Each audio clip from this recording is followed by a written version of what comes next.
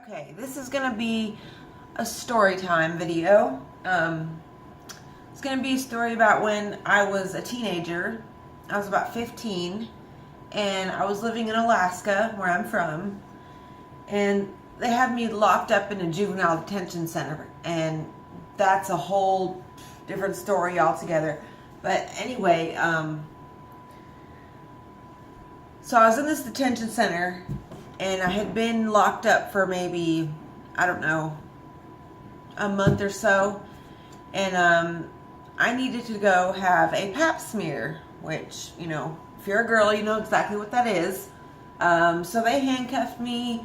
They put the strap around my stomach. They you know, I had chains on me and everything. I had them around my ankles because when I was a teenager, they knew me as a runaway. I liked to run away everywhere they put me. But this time was different. They had, it was only one woman taking me to the hospital. I had to go to the Native hospital, you know, because I'm Alaska Native.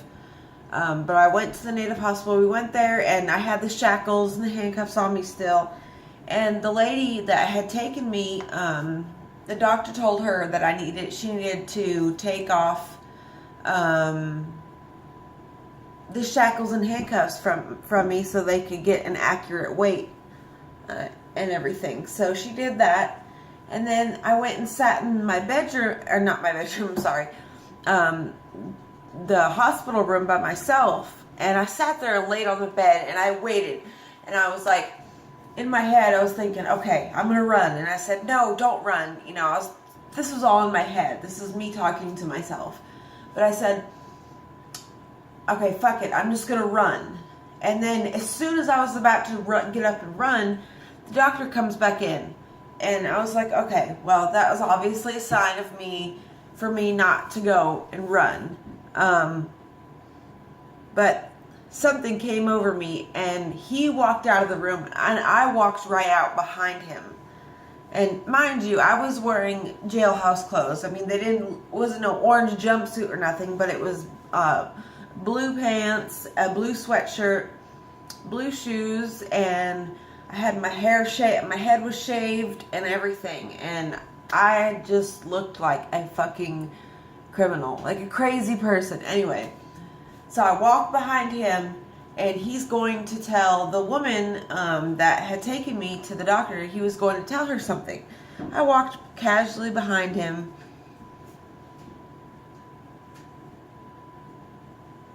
and I walked and I ran. As soon as I was out of both of their sight, I took off running.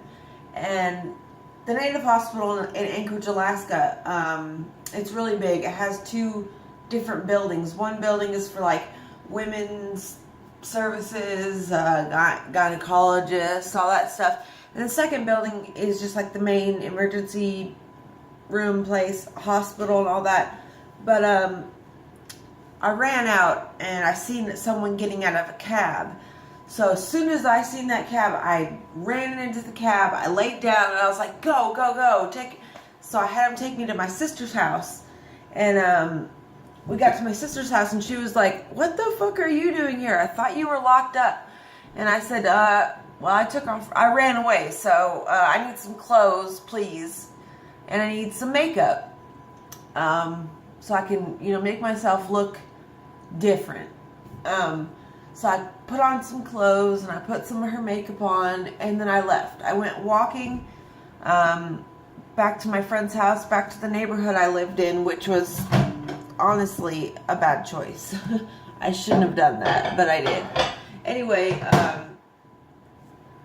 so I get to my friend's house, and, you know, her mom's like, oh my God, I can't believe you're here, blah, blah, blah. And, you know, I was out for a good, I don't know, 2 weeks. And I hooked back up with my boyfriend at the time, who was, you know, not a good influence. You know, he introduced me to all kinds of, you know, things I shouldn't have been doing at 15. People I shouldn't have been hanging around with at 15. But I did.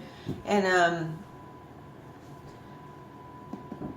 we were out for 2 weeks, and then one day, this was, while I was out on the run, I went to the house he was staying at, my boyfriend, and, excuse me, did I get lipstick on?